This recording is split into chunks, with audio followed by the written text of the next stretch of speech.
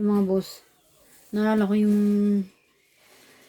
kabit ng tatay ko yung Amy Rigasa. Scammer pala yan, buong pamilya niya, Rigasa. Ha? Oh. Nakapost yan sa ano ko, YouTube ko. Ingat kayo dyan mga boss. Ha? Ayan si Annalyn Rigasa, doktor yan. Oh, scammer yun. Ingat kayo dyan kasi walang yan, walang konsensya, walang pinapatos yan kahit mahirap ka. Ikaw pa uubusan yan.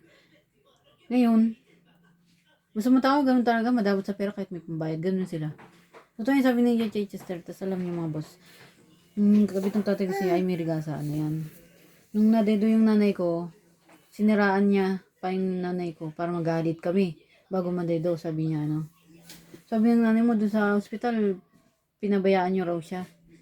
Kaya daw siya nadedo. Pero ang totoo, dahil yun sa kanya, alam niya yun sa sarili niya. Oo. Kaya yun nadedo kasi, inagaw niya yung tatay ko sa nanay ko. Siyempre hindi natanggap ng nanay ko. Yun. Tapos, pareho sila nagsamang masamang tao ng tatay ko tsaka yung kabit. Ngayon, nandido yung nanay ko, mas napaaga. Siyempre, masama loob. Ngayon, yung mga abuloy nun ni Piso, wala siyang inabot sa amin. Kami pamilya, tunay, lahat yun, kinuha nung tatay ko tsaka yung Rigasa. Kasi lang binigay ni Piso. Ngayon, itong shoutout pala sa'yo sa ano, Lucky Tolentino.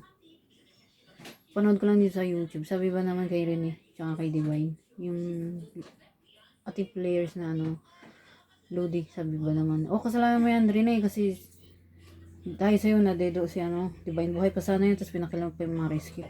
Para sa kalaman mo, Lucky Tolentino, kahit anong sabihin mo, hindi kami naniniwala sa'yo.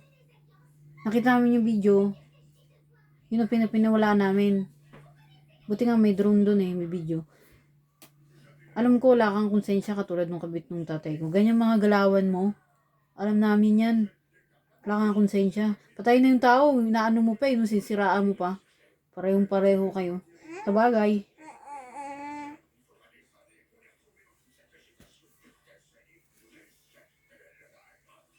Akala mo siguro, di mo kami maluloko. May video Yun lang mga boss. Ciao.